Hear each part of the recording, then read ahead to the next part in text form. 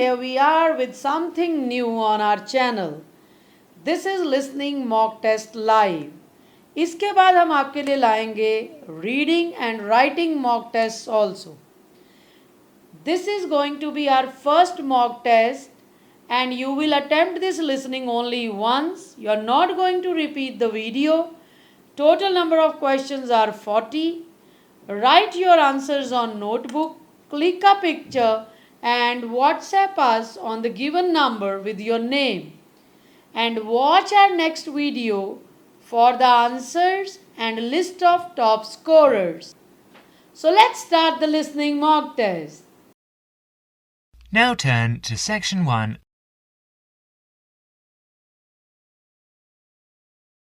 Section 1. In this section, you will hear a series of telephone conversations between an overseas student and some people involved in turn.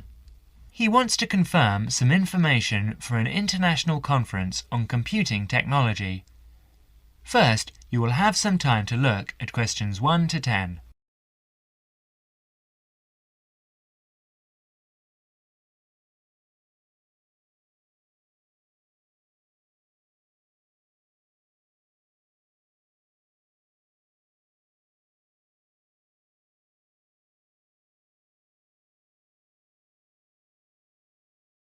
You will see that there is an example which has been done for you. On this occasion, only the conversation relating to this will be played first.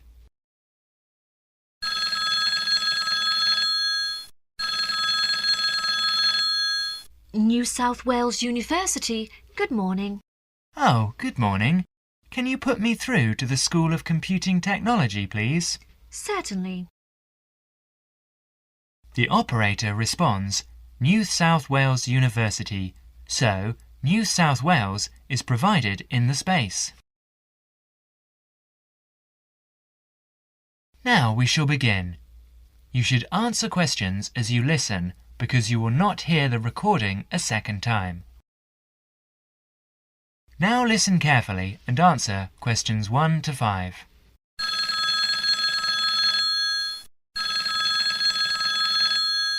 New South Wales University, good morning. Oh, good morning. Can you put me through to the School of Computing Technology, please? Certainly. School of Computing Technology, Professor Dorfman's office. Oh, good morning.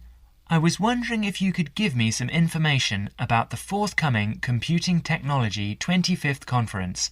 Dates, enrolment procedures, cost, that sort of thing. Certainly. When exactly is the conference? Well, the conference runs for 4 days from the 15th to the 18th of September. 15th to 18th September. Oh, good. I'll still be here then, and, where exactly is it being held? Is it at the university as in previous years? No, it's actually being held at the Pacific Hotel.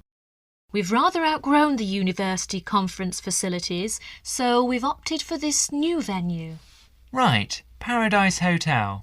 No, Pacific Hotel. Oh, right. And presumably we can get accommodation at the hotel. Yes, but you'll need to contact them directly to arrange that. I'll give you the number for hotel reservations. Have you got a pen ready? Yeah, go ahead. It's area code 07 and then 9444 1233. 079 444 1233. And what's the registration fee? Individual fees are $360 for the 4 days or $100 a day if you only wanted to attend for 1 day. Are there any student concessions? Oh, sure. There's a 50% concession for students, and that's $180 for the 4 days or $50 a day. And am I too late to offer to give a talk? Oh, I'm pretty sure you've missed the deadline for that. Oh, really? But I've only just arrived here in Australia. Is there any way I could have a paper accepted? Well, you'd need to talk to Professor Dorfman. He's the person organising the conference this year. I can put you through if you'd like. Oh, yes, please. That'd be great. Oh, and can I just check the spelling of his name? Is that Dorfman? Yes, that's correct. Before the conversation continues, you will have another chance to look at questions 6 to 10.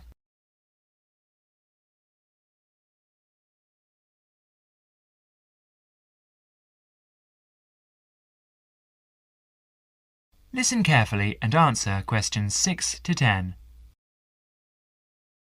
Professor Dorfman speaking. Oh, hello. My name's John Helston. I'm a computing technology student at London University. I'm here in Australia for 3 months, looking at educational application of computing and information technology. Right. I'm interested in giving a talk on my research at the conference, but I believe I may have missed the deadline. Well, strictly speaking, you have. The closing date was last Friday. Oh no! But we may be able to include your paper if it fits into our programme. But you'll have to be quick. OK, what do I need to do? Send me an outline of your talk and make sure you include an interesting title for the talk, something to attract the delegates' attention. OK, interesting title, right. The outline should be no more than 300 words though. Right, I should be able to keep it down to 300 words, but would 400 be OK? No, not really, because we have to print it in the proceedings and we just don't have the space. Sure, I understand. And also, can you send me a short CV? The usual stuff, name, age, qualifications, that sort of thing. Right, include a brief CV. Actually, you can email it to me. That'd be quicker. Sure, what's your email address? Well, the best thing would be to send it to the Conference Administrative Officer. The address is admin in lowercase, you know, in small letters. Right. So, that's admin at anuconf.edu.au. Right, I'll do that straight away. Thank you very much. You've been very helpful. OK, well, we hope to see you in October then. That is the end of Section 1. Now turn to Section 2.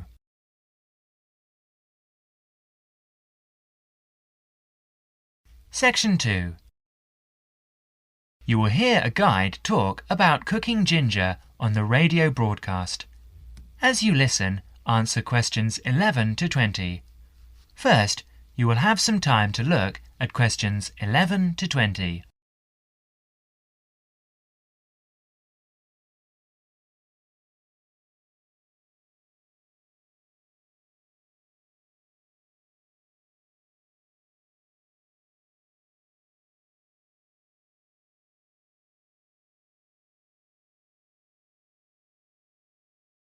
Now listen carefully and answer questions 11 to 14. Hello and welcome to Cooking Corners. And this week we're looking at the most versatile and aromatic of plants. A fairly recent addition to the list of Australian agricultural produce, but nevertheless a great favourite today, ginger. And in the studio to tell us all about it is Jennifer Johnson. Ginger is one of my personal favourite spices, and I've got a number of wonderful recipes to share with you later on in the programme. So, what is ginger? Well, actually, it's a spicy-tasting root with an aromatic flavour. It's related to the bamboo family and has 100 different uses in the kitchen. The Chinese have cultivated it for years, particularly to use in medicine, though you are probably more familiar with its culinary uses. But first, let's take a brief look at its history before we look at how it can be used, because it has a very interesting history. Ginger originated in the southern provinces of China and in India, where it had been used in medicine and food for over 5,000 years. The early traders who came upon the plant took it to many parts of the world, such as Nigeria, the West Indies, Central America, East Africa, and even Indonesia. Ginger became extremely popular because of its exotic aromatic properties and was highly valued by spice traders in the 17th and 18th centuries because they were able to sell it back in Europe for a very good price. Although Australia is now the largest producer of ginger in the world, it wasn't grown in Australia until the early 20th century. Before Jennifer goes on to explain the history of ginger planting in Australia, you will have another chance to look at questions 15 to 20.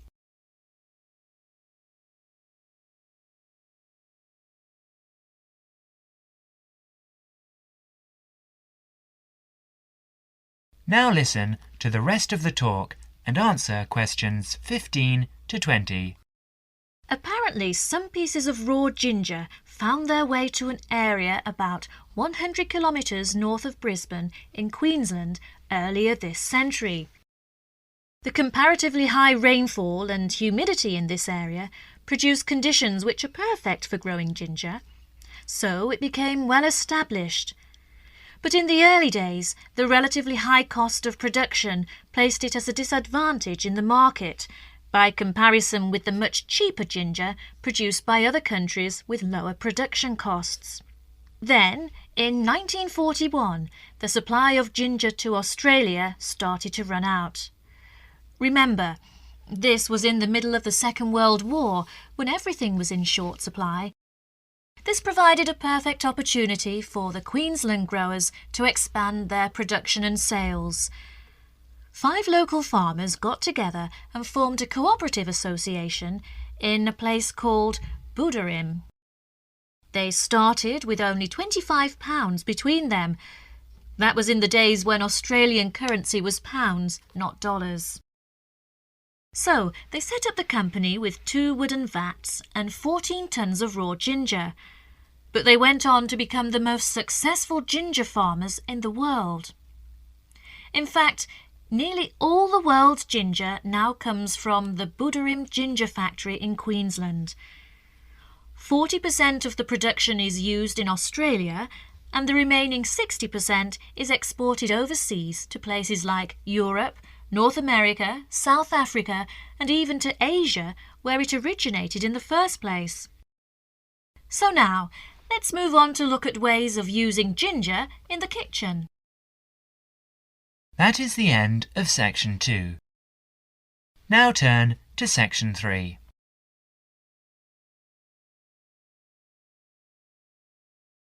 Section 3. You will hear an interview about global warming. As you listen, answer questions 21 to 30. First, you will have some time to look at questions 21 to 30.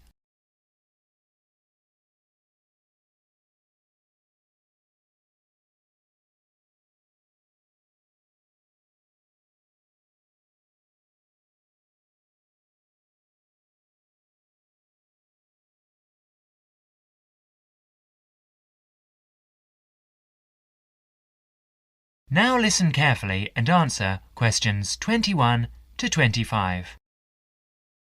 Dr. Parkinson, global warming was the threat of the 1980s, but it seems to have fizzled out of people's minds. Why do you think that is? Yes, in a way you're right. I think scientists have become occupied with the task of trying to find out whether it really is happening and, if so, whether it's caused by human activities. A greenhouse effect is, after all, a natural phenomenon. Yes, as we know, naturally occurring gases float above us, acting as insulators that prevent heat being radiated into space. And the fear is that the insulation might get thicker. Yes, and because of this, the Earth might get warmer. The latest prediction we've heard is that the temperature will increase by about 1/3 of a degree every 10 years. What are your feelings? Well, this prediction is difficult to make. You see, the global climate is the result of a web of influences. Who is to say that a simple action, such as adding carbon dioxide to the atmosphere, will not have several effects which might even cancel each other out? And I understand that the prediction is hard to verify whatever. Precisely. Why is that? Because the Earth's temperature surges and subsides naturally. In fact, the best way of detecting global temperature change is to measure the temperature of the oceans as accurately as possible. And this avoids the sort of seasonal fluctuations of the temperature of land mass. Yes, in fact, an understanding of the oceans is crucial to understanding how the global climate works. The ocean transports heat around the globe. It's like a great reservoir of heat. A tiny change in sea surface temperature denotes a huge change in the amount of heat it is storing. Before Parkinson goes on to explain, you will have another chance to look at questions 26 to 30.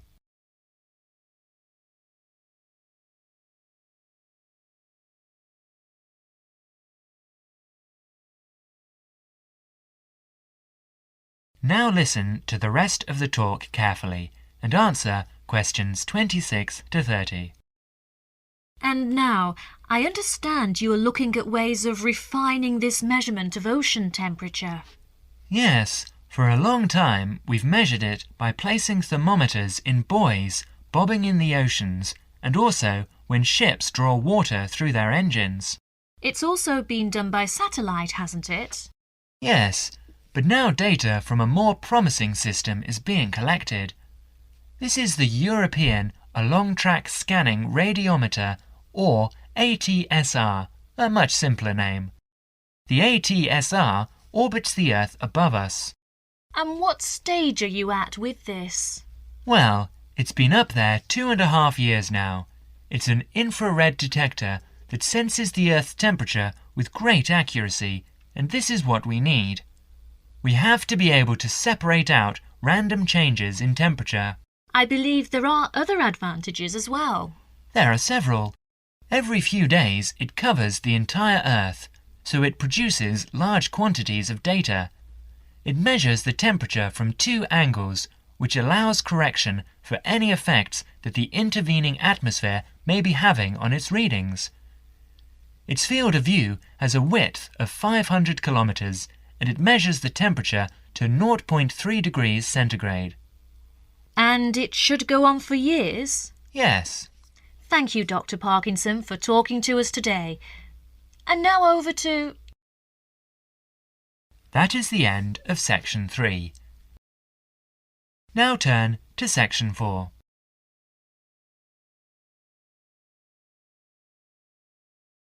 Section 4. You will hear an extract from a talk about preventative medicine, especially how students can look after their own health. As you listen, answer questions 31 to 40. First, you will have some time to look at questions 31 to 40.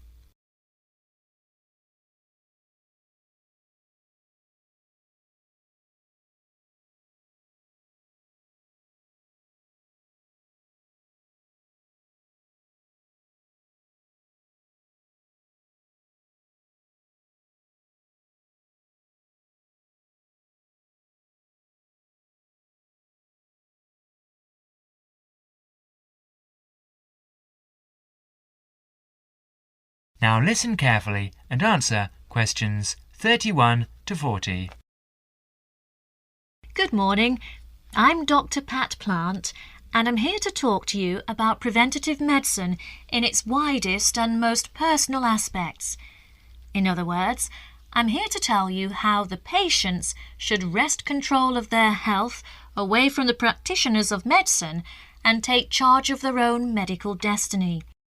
I want to talk about staying out of the hands of the doctor. When a patient takes responsibility for her or his own health, and let's decide the patient is male for now, Men are in fact more at risk than women anyway. When the patient takes over his own health regime, he must decide what he wants to do. The first thing, of course, is to give up the demon nicotine. Smoking is the worst threat to health, and it's self-inflicted damage. I have colleagues who are reluctant to treat smokers. If you want to stay well, stay off tobacco and smoking in all its manifestations. Our department has recently completed a survey of men's health. We looked at men in different age groups and occupations, and we came up with a disturbing insight. Young men, particularly working-class men, are at considerable risk of premature death because of their lifestyle. As a group, they have high risk factors. They drink too much alcohol, they smoke more heavily than any other group, their diet is frequently heavy in saturated fats, and they don't get enough exercise. We did a smaller survey in which we looked at environmental factors which affect health. I had privately expected to find air or water pollution to be the biggest hazards, and they must not be ignored. However, the effects of the sun emerged as a threat which people simply do not take sufficiently seriously. Please remember that too much sunlight can cause permanent damage. Given this information and the self-destructive things which people, particularly young men, are doing to themselves, one could be excused for feeling very depressed. However, I believe that a well-funded education campaign will help us improve public health standards and will be particularly valuable for young men. I'm an optimist. I see things improving, but only if things that you as students can do to improve your fitness.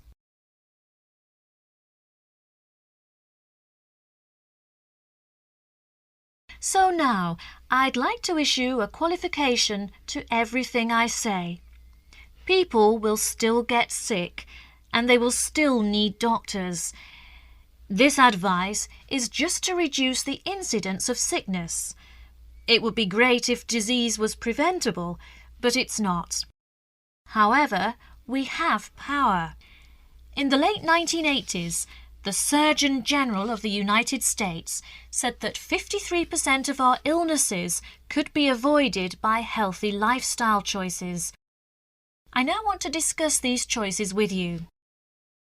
You should try to make keeping fit fun. It's very hard to go out and do exercise by yourself, so it's wise to find a sport that you like and do it with other people. If you swim, you can consider scuba diving or snorkeling. If you jog, try to find a friend to go with. If you walk, choose pretty places to walk or have a reason for walking. Your exercise regime should be a pleasure, not a penance. The university is an excellent place to find other people who share sporting interests with you, and there are many sports teams you can join. This, unfortunately, raises the issue of sports injuries, and different sports have characteristic injuries. As well as accidental injuries, we find repetitive strain injuries occurring in sports where the same motion is frequently performed, like rowing and squash. The parallel in working life is repetitive strain injury, which may be suffered by typists or other people who perform the same action hour after hour, day after day. In this context, therefore, the most important thing to remember before any sport is to warm up adequately. Do stretching exercises and aim at all times to increase your flexibility. Be gentle with yourself and allow time to prepare for the game you have chosen to play. Don't be fooled by the term warm-up, by the way. It's every bit as important to do your warm-up exercises on a hot day as on a cool one. I think one of the recognitions is that all sports can borrow from each other. Many sports programs are now encouraging players to use cross-training techniques. that is, to borrow training techniques from other sports. Boxers have been using cross-training for years, building up stamina by doing road work and weight training, while honing their skills and reflexes. Other sports which require a high level of eye-hand coordination are following this trend, so you see table tennis players running and jogging to improve their performance, and footballers doing flexibility exercises which can help them control the ball better. All of these results are good, but the general sense of well-being is best and is accessible to us all, from trained athletes to people who will never run 100 meters in less than 15 seconds. Good health is not only for those who will achieve athletic greatness. That is the end of section 4.